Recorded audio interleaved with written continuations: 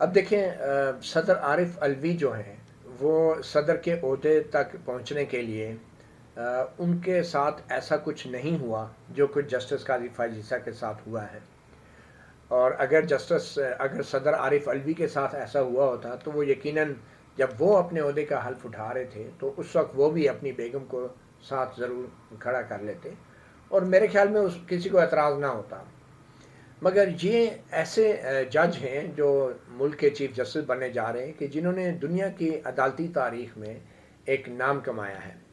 ان کے اوپر جو الزامات لگے انہوں نے ذاتی طور پہ اپنی اہلیہ سمیت کٹہرے میں کھڑے ہو کے ان الزامات کا جواب دیا اور سپریم کورٹ کے 10 ججوں نے ان کے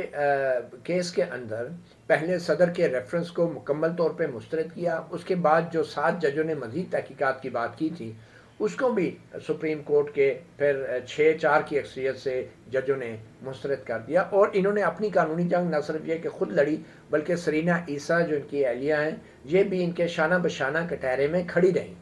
اب اس خاتون کا کیا قصور تھا کہ اس کو سپریم کورٹ کے 10 ججوں کے سامنے کٹہرے میں کھڑا ہونا پڑا؟ اس کے اوپر کوئی براہ راست الزام نہیں تھا. معاملہ یہ تھا کہ جسٹس فائز عیسیٰ پہ ایک شکایت دائر کی اسی صدر عارف الوی نے جنہوں نے آج حلف لیا ان سے، اور اس شکایت میں الزام جو ہے ان کی اہلیہ کی جائیدادوں کے حوالے سے لگایا گیا. تو ان کی اہلیہ کو ان الزامات کا جواب دینے کے لیے خود کٹہرے میں آنا پڑا. تو ان کا قصور یہ تھا کہ ان کے شوہر ایک جج تھے. تو اس لیے میرے خیال میں جسٹس فائز عیسیٰ نے آج سرینا عیسیٰ کو ساتھ کھڑا کیا اور جو جج بیٹھے تھے ان میں سے کچھ جج ابھی بھی موجود تھے ان کو انہوں نے ایک قسم کا یہ پیغام دیا کہ جو حق اور سچ ہے اس کی جیت ہوتی ہے، اور جو پاکستان کی خواتین ہیں وہ اپنے حقوق کے لیے اور جو جتنے بھی خواتین ہیں وہ اپنے خاندان کے لیے بڑی بڑی قربانیاں دینے کے لیے اور بڑی بڑی جدوجہد کرنے کے لیے بھی تیار ہیں. تو سرینا عیسیٰ ایک سمبل کے طور پہ آج سٹیج پہ موجود تھی پاکستان کی ان کروڑوں خواتین کے لیے، ایک سبق کے طور پہ کہ اگر حق اور سچ کے اوپر ڈٹا جائے اور حق اور سچ کی خاطر جدوجہد کی جائے تو الٹیمیٹلی کامیابی حق اور سچ کی بھی ہوتی ہے.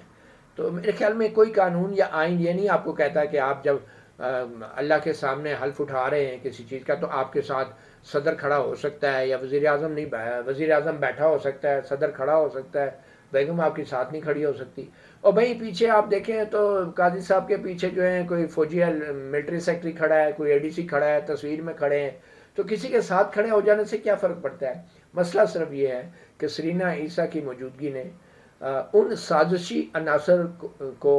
شرم دلوائی ہے کہ یہ وہ خاتون ہے جس کے خلاف انہوں نے میڈیا ٹرائل کیا، اور آج وہ خاتون اور اس خاتون کی سپورٹ کی وجہ سے جسٹس قاضی فائز عیسیٰ جو ہیں وہ اپنی جنگ انہوں نے کامیابی سے لڑی. تو یہ ایک سمبلزم ہے، اس میں کوئی آسمانی مخلوق تو نہیں کوئی آسمان سے آ کے کھڑی ہوگی تھی. آئین میں جو لکھا ہے کہ حلف چیف جسٹس نے اٹھانا ہے وہ چیف جسٹس نے اٹھایا. اور یہ ہمیں نہیں بھولنا چاہیے کہ کوئی بھی آئینی عہدیدار جو ہے وہ اپنی گھر کی سپورٹ سے، اپنی شریک حیات کی سپورٹ کے بغیر ان آئینی حلف کی پاسداری نہیں کر سکتا. اگر اس کے بیگم کی سپورٹ نہ ہو، بیوی کی سپورٹ نہ ہو، یہ اتنی بڑی سپورٹ ہوتی ہے کہ اس کے بغیر جو ہے آپ اپنی آئینی ذمہ داریوں سے بھی عہدہ برا نہیں ہو سکتے. اچھا مطیع اللہ، ایک الزام یہ لگایا جاتا ہے، بہت سے ظاہری بات ہے اس وقت سوشل میڈیا کا دور ہے تو ہر کوئی سوشل میڈیا پہ، عام بندہ بھی، صحافی بھی، سیاستدان بھی، یہ کہا جا رہا ہے کچھ صحافی جو ہیں وہ قاضی فائز عیسیٰ کو مسیحا کے طور پر پینٹ کر رہے ہیں یا سمجھتے ہیں کہ وہ بہت بڑا انقلاب لے آئیں گے یا بڑا، ان میں آپ کا نام بھی لیا جاتا ہے. آپ بھی ظاہری بات ہے سوشل میڈیا پہ، ٹویٹر پہ آپ کے ہینڈل کے نیچے لوگ کہتے ہیں کہ جی آپ ان کو بڑا وہ بڑھا چڑھا کر پیش کر رہے ہیں، تو کیا یہ صحافی کا کام اس طرح کی؟ تو آپ کیا سمجھتے ہیں کہ کیا صحافیوں کو، رپورٹرز کو، سپریم کورٹ رپورٹرز کو کیا کسی کو اس طرح پینٹ کرنا چاہیے یا اس کی حمایت کرنی چاہیے کسی جج کی؟ دیکھیں ہماری اگر جس کو وہ حمایت کہہ رہے ہیں تو یہ ہماری پوزیشن اس وقت یہ ہے کہ جب وہ چیف جسٹس نہیں بنے تھے وہ ایک کٹہرے میں کھڑے تھے اور وہ جواب دہ تھے. تو ہم جو بات کر رہے تھے وہ شخصیت کی بات نہیں کر رہے تھے، ہم ڈیو پروسیس کی بات کر رہے تھے کہ کس طریقے سے ایک حکومت نے سازش کر کے غیر قانونی اور غیر آئینی طور پہ ایک سپریم کورٹ کے جج کے خلاف تحقیقات شروع کی، ان کی جاسوسی کی اور پھر اس کے اوپر الزامات لگا کے جوڈیشل کونسل میں وہ کمپلینٹ جو ہے بھیج دی. اب جب خود کمپلینٹ بھیجنے والا عمران خان کہہ رہا ہے کہ وہ میری غلطی تھی، مجھے نہیں بھیجنی چاہیے، اور سپریم کورٹ کے ججوں نے بھی کہہ دیا کہ صدر کا ریفرنس جو تھا وہ غلط تھا، غیر آئینی تھا، اور پھر اس کے بعد 6-4 کی اکثریت سے سپریم کورٹ نے بھی جسٹس قاضی فائز عیسیٰ کو بری کر دیا ہے، تو اس کا مطلب ہے ہم جیسے صحافی ہم تو ٹھیک بات کر رہے تھے نا. تو ہم اس وقت جو بات کر رہے تھے وہ ڈیو پروسیس آف لا کی بات کر رہے تھے, آئین کی بات کر رہے تھے. جسٹس قاضی فائز عیسیٰ کی بات نہیں کر رہے تھے, ہم ڈیو پروسیس آف لا کی بات کر رہے تھے. اب جب کہ یہ چیف جسٹس بن گئے ہیں تو اب ہم نے یہ دیکھنا ہے کہ بطور چیف جسٹس یہ کیا کریں گے. تو اس کے اوپر تو ابھی ہم کورٹ رپورٹرز نے جب وہ کوئی ایسا موقع آیا کمنٹ کرنے کا یا کوئی فیصلے کا تو پھر لوگ کہہ سکتے ہیں کہ ہم کوئی حمایت کر رہے ہیں. لیکن آج کے بعد ہم پھر جرنلسٹ ہی ہیں, کورٹ رپورٹر ہی ہیں, اور قاضی فائز عیسیٰ نے اگر اسی ڈیو پروسیس کی خلاف ورزی کی جس کے وہ طلبگار تھے کٹہرے میں کھڑے ہو کے, تو ہم پھر بھی بات کریں گے. تو یہ ایک عام تاثر ہے کہ جب بھی آپ ڈیو پروسیس کی بات کرتے ہیں تو لوگ سمجھتے ہیں کہ یہ تو ان کے حمایتی ہیں فلاں کے. حالانکہ حمایت یا مخالفت جو ہے وہ کسی شخص کی نہیں ہوتی. حمایت یا مخالفت جو ہے وہ ڈیو پروسیس کے لیے ہوتی ہے یا اس کی خلاف ورزی کے اوپر ہوتی ہے. ایک آخری سوال آپ سے کہ اب آج سے یہ ایک نئی کمپین شروع ہو گئی ہے. جسٹس قاضی فائز صاحب چیف جسٹس بنے ہیں, انہوں نے حلف لیا ہے, تو انہوں نے اپنی اہلیہ کو جب کھڑا کیا اپنے ساتھ کہ پہلے آپ لوگ کہتے تھے کہ یہ ساس کی عدالت ہے, یعنی جسٹس چیف جسٹس سابق چیف جسٹس عمر عطا بندیال کے بارے میں کہ وہ اپنی ساس کے کہنے پہ فیصلے دیتے ہیں, جس طرح کہ ان کی ایک آڈیو مبینہ طور پر لیک ہوئی تھی جس کی انہوں نے تحقیقات بھی نہیں کرنے دی. تو اس پہ طنزاً یہ کہا جا رہا ہے کہ پہلے اگر آپ لوگ کہہ رہے تھے کہ ساس کی عدالت ہے تو اب یہ وائف کی یعنی اہلیہ کی عدالت بن گئی آج کیس کے بعد. تو آج جو یہ ہوا ہے تو آپ اس کو کیسے دیکھتے ہیں کہ کیا واقعی سے اس طرح کچھ خطرہ ہے؟ دیکھیں اس میں تو بہت فرق ہے. اس سے تو اچھا تھا کہ چیف جسٹس عمر عطا بندیال جو ہیں وہ اپنی ساس کی آڈیو ٹیپ کے حوالے سے تحقیقات کو رکوانے کی بجائے وہ اپنی ساس کو اپنے ساتھ کرسی پہ بٹھا لیتے یا تقریبات میں اپنے ساتھ کھڑا کر کے فوٹو بنوا لیتے. مطلب کہ ان کا تو معاملہ آڈیو لیک کی وجہ سے ہوا نا. بڑے جینوئن لیگل آبجیکشنز ریز کیے گئے کہ بھئی آپ کی ساس کی آڈیو کا تحقیقات ہو رہی ہیں, آپ ان تحقیقات کے اوپر کیسے جج بن کے بیٹھ سکتے ہیں. وہ تو ایک جینوئن کویشچن تھا. یہ تو ابھی صرف ایک تصویر کے اندر وہ کھڑے ہوئے ہیں اور اس میں کوئی غیر آئینی غیر قانونی بات نہیں, بلکہ یہ بہت خوبصورت میسج ہے میں سمجھتا ہوں پاکستان کی خواتین کے لیے.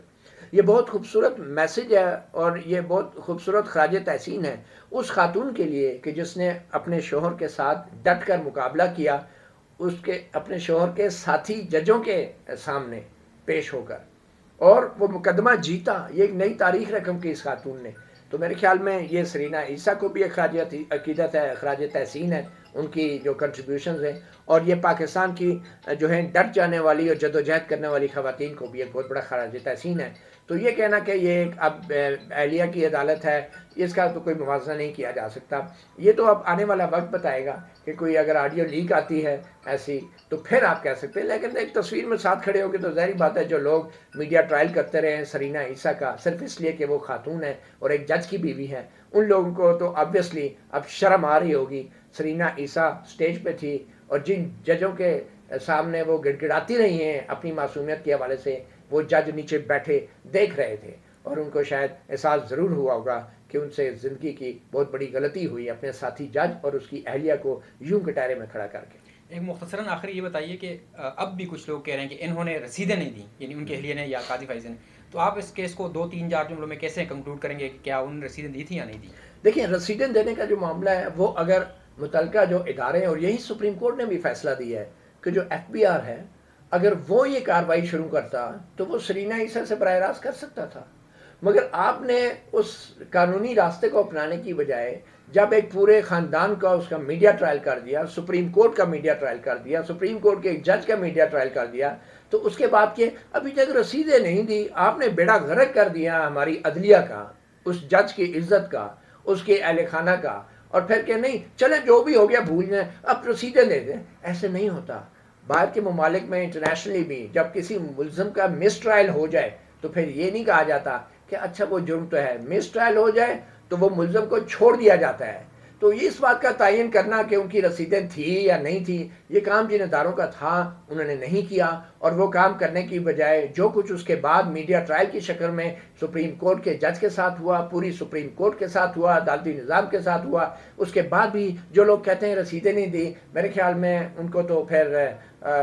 اپنے جو ہے نا دنیا میں آنے کا بھی ثبوت پیش کرنا چاہیے. بہت شکریہ, تھینک یو.